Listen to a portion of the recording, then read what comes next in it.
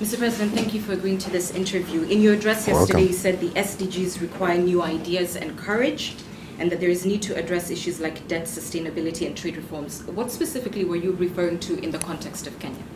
Well, basically what we're saying is that this time around we need to find ourselves into a situation where this particular agenda is not necessarily driven by aid, but we have to ensure as countries sustainability. We have to ensure we have adequate budgetary resources put in place from our own resources to implement this particular aggressive agenda. And that is why I was saying we need to look at how we can deal with some of the burdens of the past that sometimes limit our ability to execute some of the critical programs that we have. And that's why we're talking about debt sustainability. That's why we're talking about ensuring, in order to increase the fiscal space that we have to engage in some of these more critical social activities. And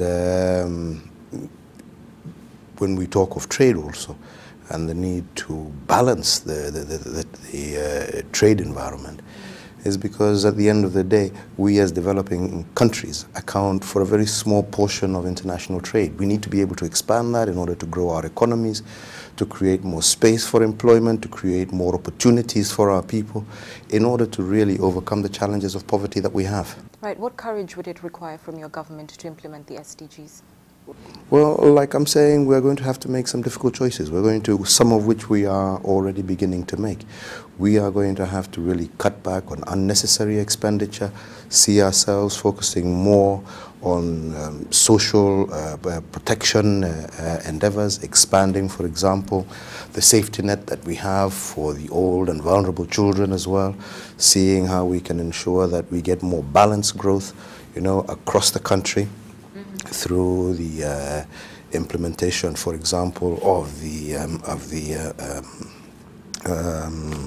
equalization fund, and making sure that these resources are actually going where they have greatest impact across the nation. Because, again, as I said yesterday, we have to ensure that not only do we get this growth that we require, but we must make sure that this growth is also equitable, that it reaches as many people as possible, especially our young people, women, and those who have previously been left behind. And how do you see devolution catalyzing the implementation of the SDGs? I think it's absolutely critical. It's absolutely critical because here is an opportunity that we have to ensure that we get development in every corner of the country.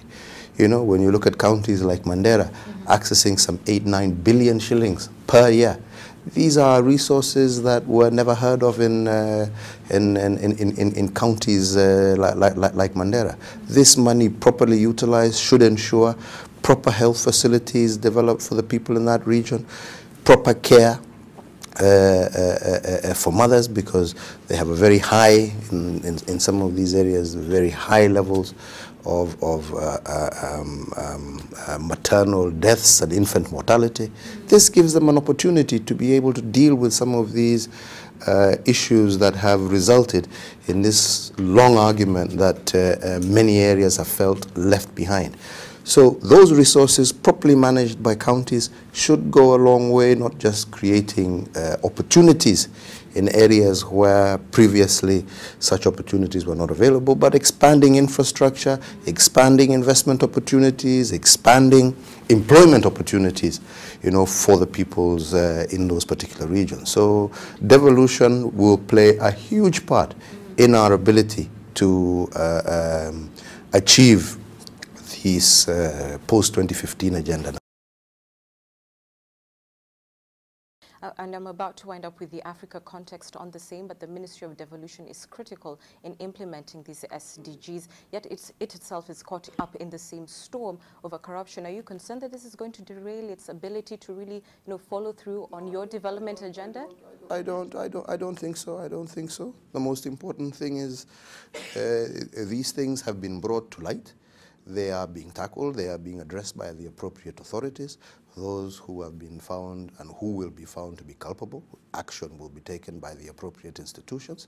I think the most important thing that we need to recognize these days is that corruption is not being swept under the carpet. We are tackling it, we are dealing with it, and we are saying that those agencies responsible for dealing with this issue should handle them independently. Cases should be prosecuted in the shortest possible time. And like I'm saying, those found culpable should be adequately punished.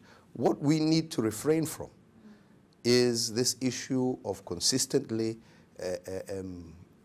naming, oh, so and so and so. Let the processes take place. We will, at the end of the day, get to find out who was responsible for what, and action will be taken against those individuals. So you're not concerned it's going to slow down? I'm absolutely not concerned, no. You sound like a confident man, Mr. President. Thank you so much for your time. Thank you. I appreciate it. Thank you. God bless you.